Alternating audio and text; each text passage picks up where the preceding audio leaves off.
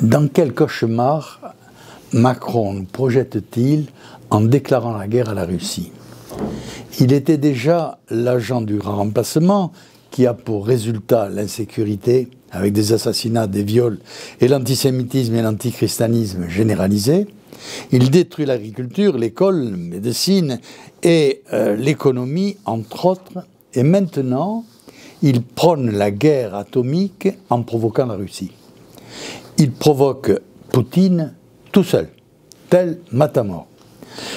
Tous les autres membres de l'OTAN, à juste titre, parce qu'ils ne sont pas fous, ont dit qu'ils ne participaient pas à cette action tout à fait folle. Il est manifestement emporté par son jeunisme et sa volonté de faire oublier son échec vis-à-vis des agriculteurs. Mais il oublie toute une somme de choses dramatiques.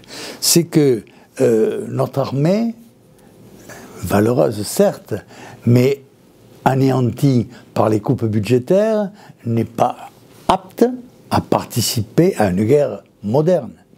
Pire que cela, avec la dénatalité que subit notre pays, aujourd'hui, envoyer les rares hommes jeunes que nous avons à la guerre est de la folie. Et c'est de la folie d'autant plus hystérique que, tout à fait légalement, une partie de cette jeunesse, la jeunesse d'origine immigrée, a le droit de refuser d'aller au combat si elle risque d'abattre quelqu'un de musulman.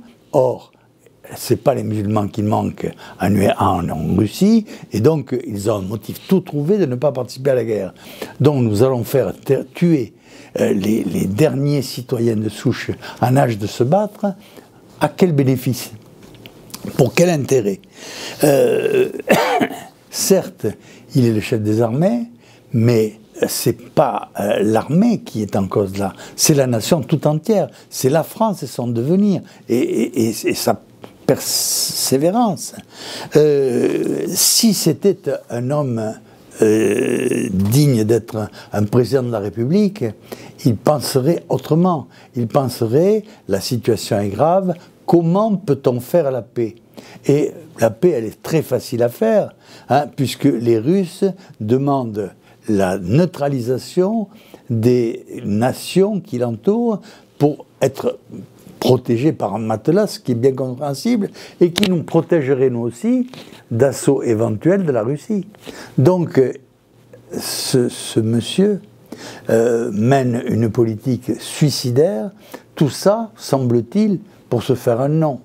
Je crois qu'il se fera un nom que les Français n'oublieront pas s'il continue dans sa folie.